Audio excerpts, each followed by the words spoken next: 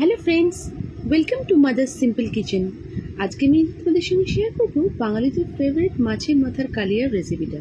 তো যে কোনো অকেশনেই মাছের মাথাটা আমাদের ম্যান্ডেটারি। এর জন্য আমাদের দরকার যেখানে রুই মাছের মাথা নিয়েছি, এখানে পেঁয়াজ নিয়েছি, টমেটো নিয়েছি, টমেটো কুচি, আদা রসুন বাটা, গরম মশলা গোটা, শুকনো লঙ্কা, তেজপাতা। প্রথমে মাছের মাথাগুলো হলুদ নুন দিয়ে ম্যারিনেট করছি। তারপর আমি কড়াইতে তেল দিয়ে ভালো ডুবো তেলে মাথাগুলোকে কড়া করে ভেজে নেবো। এখানে মাথাগুলোকে ভালো করে এপিট ওপিট করে কড়া করে ভাজতে হবে, না হলে মাথার একটা গন্ধ থেকে যাবে, মাথাটা সেদ্ধ হবে না। দেখো এখানে আমি লাল করে কড়া করে ভেজে নিয়েছি। এবার কড়াইতে তেলটা দিয়ে আমি আলুগুলোকে ভেজে নেব। আলুটা এখন অপশনাল, তোমরা দিতেও পারো নাও দিতে পারো। আলুটা দিলে একটু রান্নাটা জমে ওঠে।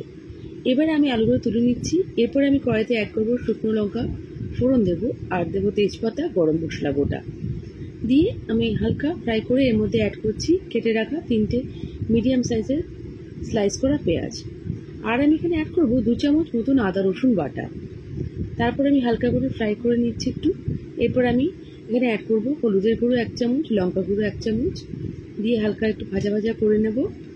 তারপরে আমি এখানে অ্যাড করছি টমেটো কুচি। টমেটো কুচিগুলো এখানে অ্যাড করছি। এখানে আমি 2টো মতন টমেটো নিয়েছি, নিয়ে অ্যাড করে দিলাম। এরপর আমি হালকা গরম জল দিচ্ছি, আর এখানে নুনটা স্বাদ অনুসারে তোমরা দিয়ে দেবে। দিয়ে এখানে ভালো করে ঢাকা দিয়ে আমি কুক করছি। দেখো তেলটা যখন বেশ ছেড়ে যাবে আর বেশ লাল লাল করে তেলটা উঠে আসছে, তখন আমি এর মধ্যে অ্যাড করবো আলুগুলো। দিয়ে একটু ভালো করে আমি ভাজা ভাজা করে এর মধ্যে আমি অ্যাড করছি গরম জল। দেখো গরম জলটা আমি অ্যাড করে দিলাম। এবার আমি মাছের মাথাগুলো দিয়ে দেবো। দিয়ে আমি এপিট এপিট করে ভালো করে একটু নাড়িয়ে চাড়িয়ে নেবো মাছের মাথাগুলো, যাতে ঝোলটা ভালো করে ঢুকে যায়। এবার আমি কাভার করে এটাকে কুক করবো। মাছের মাথাটা ভালো করে কাভার করে কুক করতে হবে, না হলে মাছের মাথাটা সেদ্ধ হবে না। যদিও আমার ভালো করে মাছের মাথাগুলো ভাজিয়ে নেওয়া হয়েছে। দেখো আমি এখানে মাথাগুলোকে ঢেকে কুক করবো। কিছুক্ষণ রাখার পর প্রায় আমার মাথাটা রেডি হয়ে গেছে। আমি গ্রেভিটা একটু নাড়িয়ে দিচ্ছি। এই মাছের মাথার কালিয়াটা একটু মাখা মাখা হবে, তাহলে একটু মাছের মাথা টেস্টি হবে। এখানে আমি গরম মশলার গুঁড়ো দিয়ে মাছের মাথাটা গরম ভাতের সঙ্গে সার্ভ করছি।